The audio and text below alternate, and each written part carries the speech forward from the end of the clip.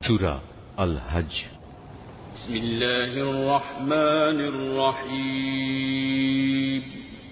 রহমান রহিম আল্লাহ তাআলার নামে। হে মানুষ, তোমরা তোমাদের মালিককে ভয় করো, কেননা কিয়ামতের কম্পন হবে একটি ভয়ঙ্কর ঘটনা। সেদিন তোমরা দেখবে বুকের দুধ খাওয়াচ্ছে এমন প্রতিটি নারী ভয়াবহ আতঙ্কে তার দুগ্ধপোষ্যকে ভুলে যাবে। প্রতিটি গর্ভবতী নারী তার গর্ভস্থিত সন্তানের বোঝা ফেলে দেবে।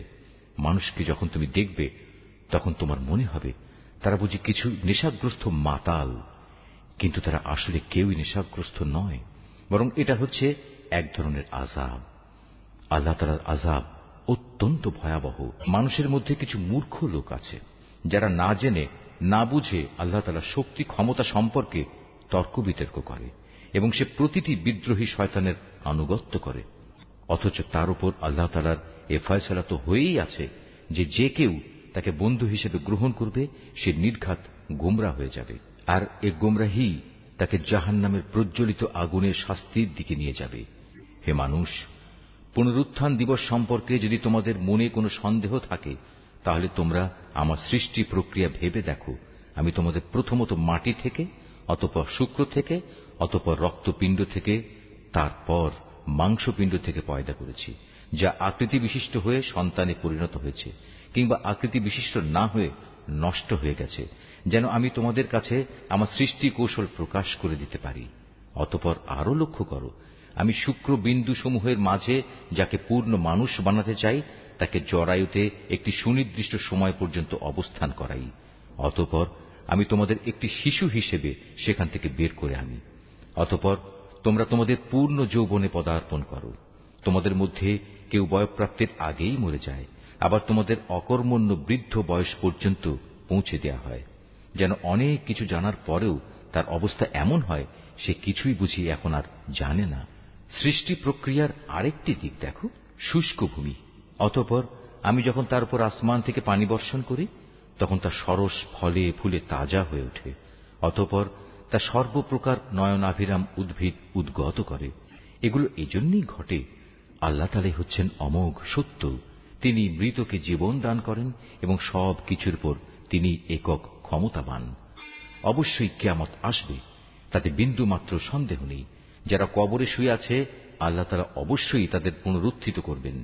তারপরেও মানুষদের মধ্যে এমন কিছু আছে যে ব্যক্তি কোন রকম জ্ঞান, পথনির্দেশ ও দীপ্তিমান কেতাব প্রদত্ত তথ্য ছাড়াই আল্লাহ তাআলার ব্যাপারে ধৃষ্টতাপূর্ণ বিতণ্ডা শুরু করে, যাতে মানুষদের আল্লাহর পথ থেকে গোমরাহ করে দিতে পারে। যে ব্যক্তি এমন করে তার জন্য দুনিয়াতে রয়েছে লাঞ্ছনা ও অপমান। শুধু তাই নয়, কিয়ামতের দিন আমি তাকে জাহান্নামের আগুনের কঠিন শাস্তিও আস্বাদন করাবো। আমি তাকে বলবো, এ হচ্ছে তোমার সেই কর্মফল যা তোমার হাত দুটো আগেই এখানে পাঠিয়ে দিয়েছে। আর আল্লাহ তাআলা নিজ বান্দাদের প্রতি কখনো এত বড় জালেম নন। মানুষের মধ্যে এমন কিছু আছে যে ইমানের একান্ত প্রান্ত সীমার উপর থেকে আল্লাহ তাআলার ইবাদত করে। যদি এতে তার কোনো পার্থিব উপকার হয় তাহলে সে ইমানের ব্যাপারে নিশ্চিত হয়ে যায়, কিন্তু যদি কোনো দুঃখ কষ্ট তাকে পেয়ে বসে তাহলে তার মুখ পুনরায় কুফরির দিকে ফিরে যায়।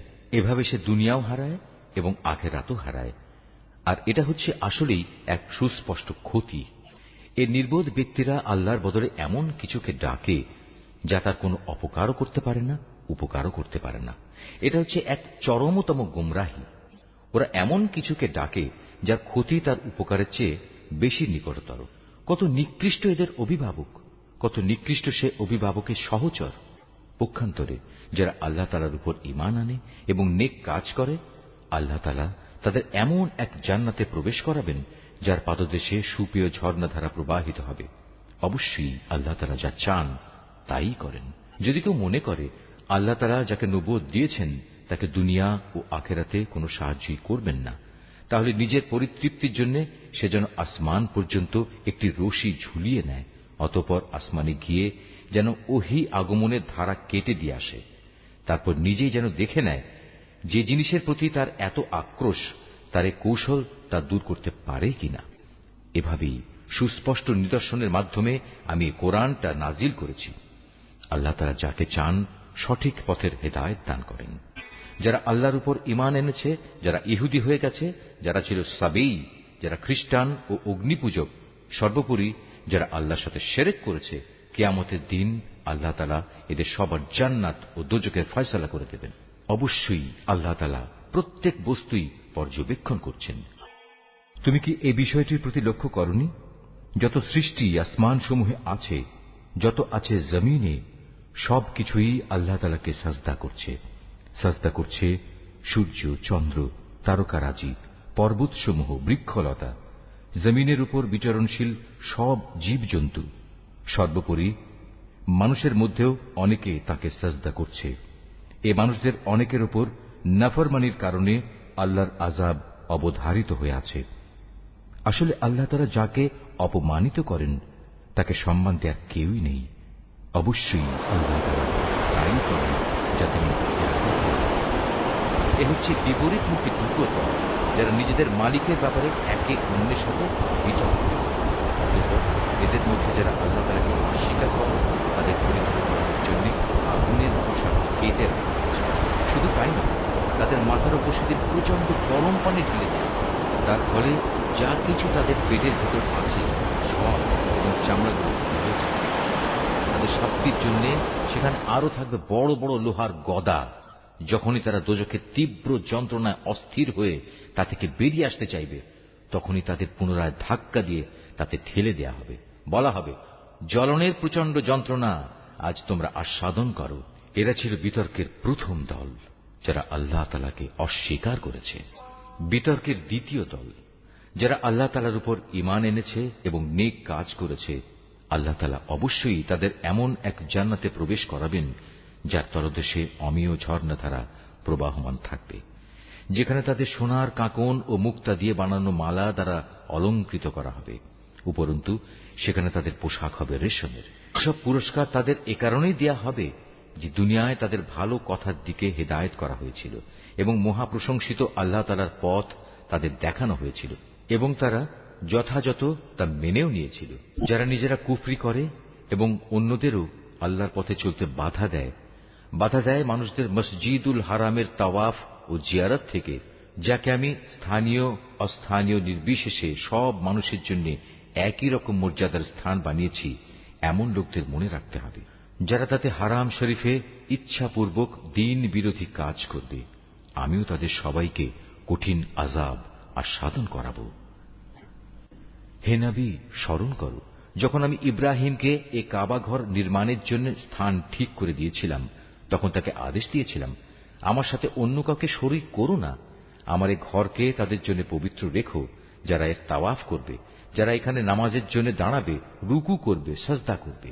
কে আরো আদেশ দিয়েছিলাম, তুমি মানুষদের মাঝে হজের ঘোষণা প্রচার করে দাও, যাতে করে তারা তোমার কাছে পায়ে হেঁটে ও সর্বপ্রকার দুর্বল উটের পিঠে আরোহণ করে ছুটে আসে দূর দূরান্তের পথ অতিক্রম করে, যাতে করে তারা তাদের নিজেদেরই ফায়দার জন্য সময় মতো এখানে এসে হাজির হয় এবং নির্দিষ্ট দিনসমূহে কোরবানি করার সময় তার উপর আল্লাহ তাআলার নাম নেয়, যা তিনি তোমাদের দান করেছেন।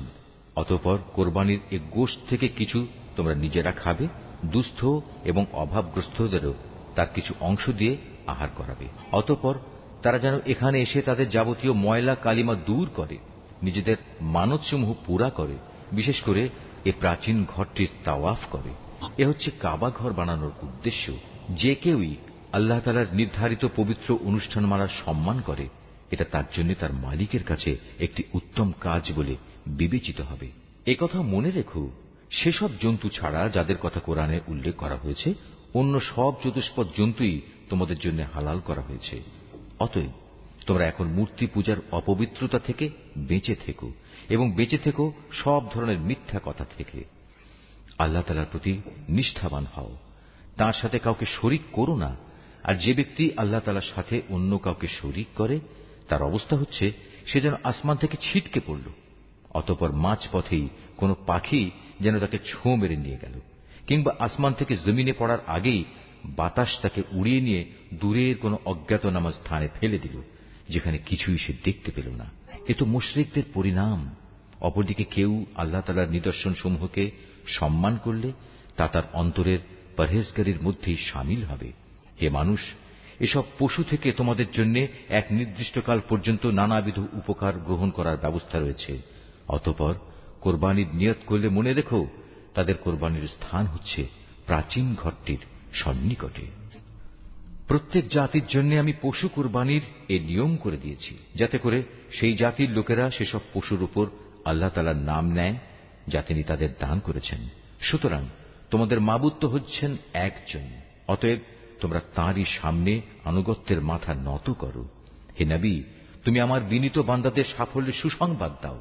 এ বিনীত বান্দা হচ্ছে তারা যাদের সামনে আল্লাহ তাআলার নাম স্মরণ করা হলে ভয়ে তাদের অন্তরাত্মা কেঁপে ওঠে।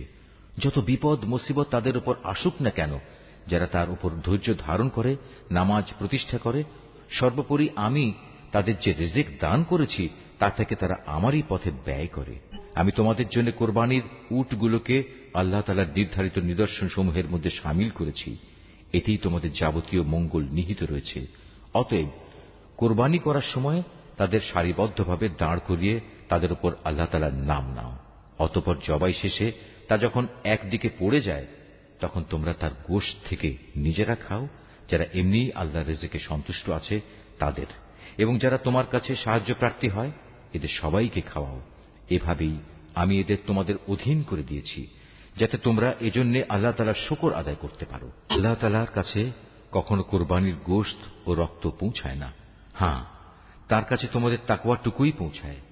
এভাবে আল্লাহ তাআলা এদের তোমাদের অধীন করে দিয়েছেন, যাতে যে দিনের পথ তিনি তোমাদের দেখিয়ে দিয়েছেন তার সে উপকারের জন্য তোমরা তার মাহাত্ম্য বর্ণনা করতে পারো। হে নবী, নিষ্ঠার সাথে যারা নেক কাজ করে তুমি তাদের জান্নাতের সুসংবাদ দাও। যারা আল্লাহ তাআলার উপর ঈমান আনে, আল্লাহ তাআলাই তাদের জালেমদের থেকে রক্ষা করেন। এতে সন্দেহ নেই, আল্লাহ তাআলা কখনো বিশ্বাসঘাতক ও নাশকর বান্দাকে ভালোবাসেন না। যাদের বিরুদ্ধে কাফেরদের পক্ষ থেকে যুদ্ধ চালানো হচ্ছিল তাদেরও এখন যুদ্ধ করার অনুমতি দেয়া গেল, কেননা তাদের উপর সত্যি জুলুম করা হচ্ছিল। নিঃসন্দেহে আল্লাহ তাআলা এ মজলুমদের সাহায্য করতে সম্পূর্ণ সক্ষম। এরা হচ্ছে কতিপয় মজলুম মানুষ, যাদের অন্যায়ভাবে নিজেদের ঘর বাড়ি থেকে বের করে দেয়া হয়েছে, শুধু এ কারণে যে তারা বলেছিল আমাদের মালিক হচ্ছেন আল্লাহ তাআলা।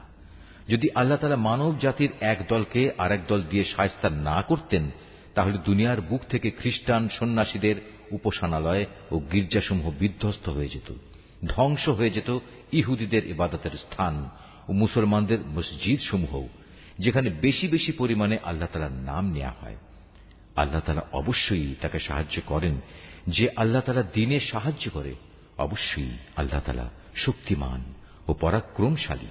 আমি যদি এ মুসলমানদের আমার জমিনে রাজনৈতিক প্রতিষ্ঠা দান করি, তাহলে তারা প্রথমে নামাজ প্রতিষ্ঠা করবে, দ্বিতীয়ত যাকাত আদায়ের ব্যবস্থা করবে, আর নাগরিকদের তারা সৎ কাজের আদেশ দেবে এবং মন্দ কাজ থেকে বিরত রাখবে।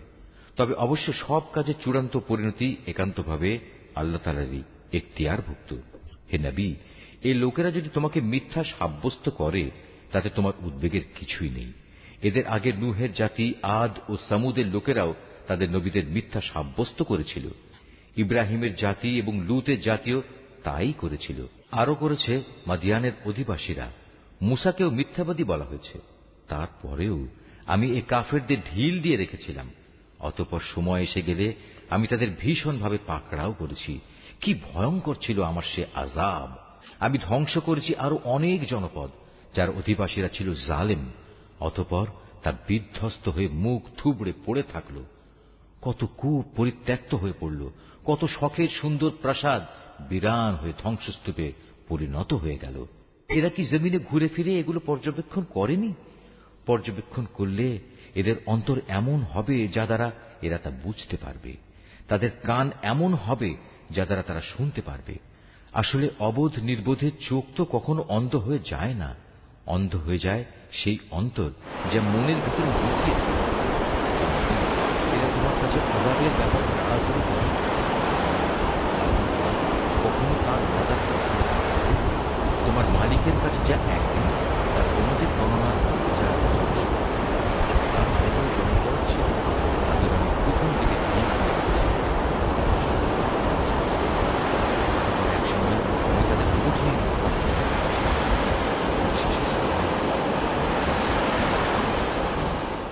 হে নবী, তুমি বলো, হে মানুষ, আমি তো তোমাদের জন্য আযাবের একজন সুস্পষ্ট সতর্ককারী মাত্র।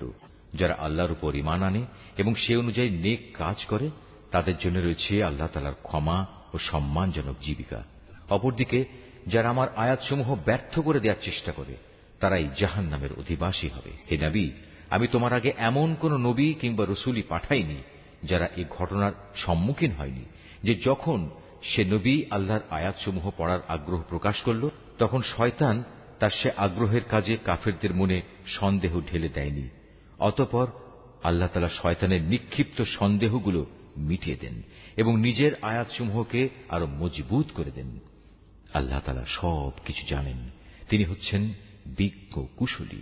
এটা এই কারণে যেন আল্লাহ তাআলা এর মাধ্যমে শয়তানের প্রক্ষিপ্ত সন্দেহগুলোকে সেসব মানুষের পরীক্ষার বিষয়ে বানিয়ে দিতে পারেন যাদের অন্তরে আগে থেকে মুনাফিকের ব্যাধি আছে। উপরন্তু যারা একান্ত পাষাণ হৃদয়, অবশ্যই এই জালেমরা অনেক মতবিরোধ ও সন্দেহে নিমজ্জিত হয়ে আছে। এটা এই কারণে যাদের আল্লাহ তাআলার কাছ থেকে জ্ঞান দেয়া হয়েছে, তারা যেন জানতে পারে এটাই যা তুমি পড়লে তোমার মালিকের পক্ষ থেকে আসা সত্য। অতঃপর তারা যেন তাতে পুরোপুরি ঈমান আনে এবং তাদের মন যেন সেদিকে আরো আকৃষ্ট হয়ে পড়ে। অবশ্যই আল্লাহ তাআলা ঈমানদারদের সঠিক পথে পরিচালিত করেন। যারা আল্লাহ তাআলাকে অস্বীকার করে, তারা এই কোরআনের ব্যাপারে সন্দেহ পোষণ করা থেকে কখনো বিরত হবে না, যতক্ষণ না একদিন আকস্মিকভাবে তাদের উপর কিয়ামত এসে পড়বে, অথবা তাদের উপর একটি অবাঞ্ছিত ও ভয়ঙ্কর দিনের আযাব আসবে। সেদিন চূড়ান্ত বাদশাহী হবে একমাত্র আল্লাহ তাআলার। তিনি তাদের সবার মাঝে ফয়সালা করবেন। অতঃপর যারা তাঁর উপর ঈমান এনেছে এবং সে মোতাবেক নেক কাজ করেছে, তারা সেদিন নিয়ামতে পরিপূর্ণ জান্নাতে অবস্থান করবে। যারা আল্লাহ তাআলাকে অস্বীকার করেছে এবং আমার আয়াতসমূহকে মিথ্যা প্রতিপন্ন করেছে, তাদের জন্য অপমানজনক আযাবের ব্যবস্থা থাকবে।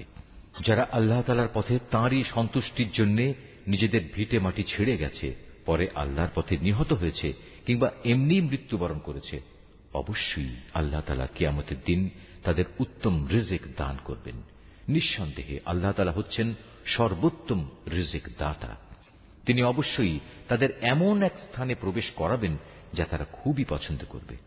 নিঃসন্দেহে আল্লাহ তাআলা প্রজ্ঞাময় ও একান্ত সহনশীল। এটা হচ্ছে তাদের প্রকৃত অবস্থা। অপরদিকে কোনো ব্যক্তি দুশমনকে যদি ততটুকুই কষ্ট দেয় যতটুকু কষ্ট তাকে দেয়া হয়েছিল, তার সাথে যদি তার উপর বাড়াবাড়িও করা হয়, তাহলে আল্লাহ তাআলা অবশ্যই এ মজলুম ব্যক্তির সাহায্য করবেন। নিঃসন্দেহে আল্লাহ তাআলা মানুষের পাপ মোচন করেন এবং তাদের ক্ষমা করে দেন। এ হচ্ছে আল্লাহর নিয়ম। আল্লাহ তাআলা রাতকে দিনের মধ্যে আবার দিনকে রাতের মধ্যে ঢুকিয়ে দেন। অবশ্যই আল্লাহ তাআলা সবকিছু শোনেন, সবকিছুই দেখেন। এটা হচ্ছে আল্লাহর নিয়ম। আল্লাহ তাআলাই হচ্ছেন একমাত্র সত্য। প্রয়োজন পূরণের জন্য যাদের এরা আল্লাহ তাআলার বদলে ডাকে, তা সম্পূর্ণ বাতিল ও মিথ্যা, এবং আল্লাহ তাআলাই হচ্ছেন সমুচ্চ, তিনি হচ্ছেন মহান। তুমি কি তাকিয়ে দেখোনি আল্লাহ তাআলা কিভাবে আসমান থেকে পানি বর্ষণ করেন, অতঃপর এই পানি পেয়ে জমিন সবুজ শ্যামল হয়ে ওঠে? নিশ্চয়ই আল্লাহ তাআলা স্নেহপরায়ণ, তিনি তাদের যাবতীয় সূক্ষ্ম বিষয়ের খবর রাখেন। আসমান সমূহ ও জমিনে যেখানে যা কিছু আছে সবই তাঁর জন্য। আল্লাহ তাআলা হচ্ছেন সব ধরনের অভাব মুক্ত ও যাবতীয় প্রশংসার একমাত্র মালিক। তুমি কি দেখতে পাও না আল্লাহ তাআলা কিভাবে এ জমিনে যা কিছু আছে তাকে এবং সমুদ্রে বিচরণশীল জলযানকে নিজের আদেশক্রমে তোমাদের অধীন করে দিয়েছেন? তিনি আসমানকে ধরে রেখেছেন যাতে করে তা জমিনের উপর পড়ে না যায়, কিন্তু তাঁর আদেশের সাথে যখন পড়ে যাবে সেটা বিভিন্ন কথা। অবশ্যই আল্লাহ তাআলা মানুষদের সাথে স্নেহপ্রবণ ও দয়াবান। তিনি তোমাদের জীবন দান করেছেন, অতঃপর তিনি তোমাদের মৃত্যু দেবেন, পুনরায় তিনি তোমাদের জীবন দান করবেন। মানুষ আসলেই অতিমাত্রায় অকৃতজ্ঞ, তারা সবাই ভুলে যায়। প্রত্যেক জাতির জন্যই আমি ইবাদতের কিছু আচার অনুষ্ঠান ঠিক করে দিয়েছি যা তারা পালন করে। অতএব এ ব্যাপারে তারা যেন অবশ্যই তোমার সাথে কোনো তর্ক না করে। মানুষদের তুমি তোমার মালিকের দিকে ডাকতে থাকো, অবশ্যই তুমি সঠিক পথের উপর রয়েছ। তারপরেও তারা যদি তোমার সাথে বাক বিতণ্ডা করে, তাহলে তুমি বলে দাও, তোমরা আমার সাথে যা কিছু করছো আল্লাহ তাআলা তা ভালো করেই জানেন। তোমরা যেসব বিষয় নিয়ে নিজেদের মধ্যে মতবিরোধ করছো, কিয়ামতের দিন আল্লাহ তাআলা তোমাদের মধ্যকার সেসব বিষয়ের চূড়ান্ত ফয়সালা করে দেবেন। তুমি কি জানো না, আসমান ও জমিনে যা কিছু আছে আল্লাহ তাআলা তার সম্পর্কে সম্যক অবগত রয়েছেন। এর সবকিছু একটি কিতাবে সংরক্ষিত রয়েছে। এ সংরক্ষণ প্রক্রিয়াটা আল্লাহ তাআলার কাছে অত্যন্ত সহজ একটি কাজ।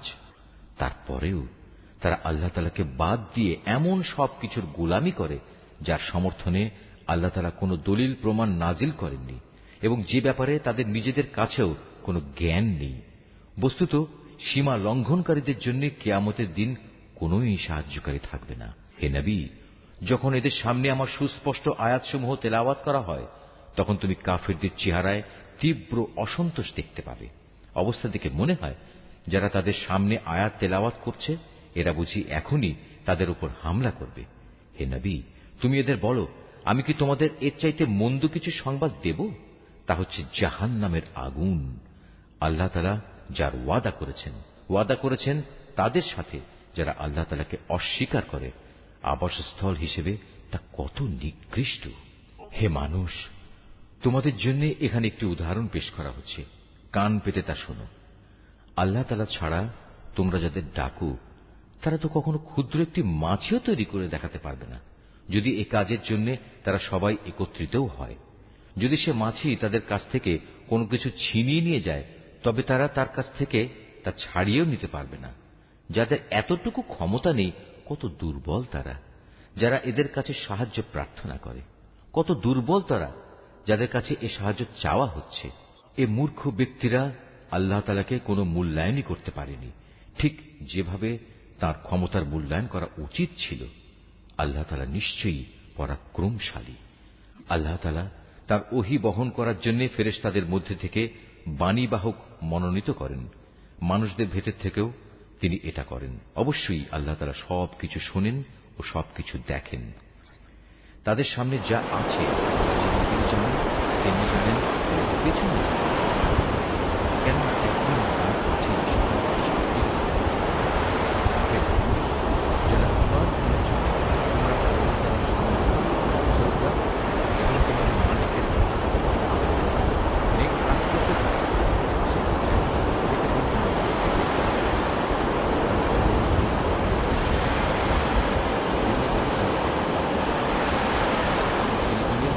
জন্য তোমাদেরই মনোনীত করেছেন এবং এই জীবন বিধানের ব্যাপারে তিনি তোমাদের উপর কোনো সংকীর্ণতা রাখেননি।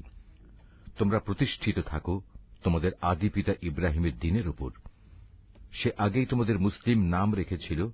এর কোরআনের মধ্যেও তোমাদের এ নামই দেওয়া হয়েছে, যেন তোমাদের রসূল তোমাদের মুসলিম হবার উপর সাক্ষ্য প্রদান করতে পারে, আর তোমরা দুনিয়ার গোটা মানব জাতির উপর আল্লাহর দ্বীনের সাক্ষ্য প্রদান করতে পারো।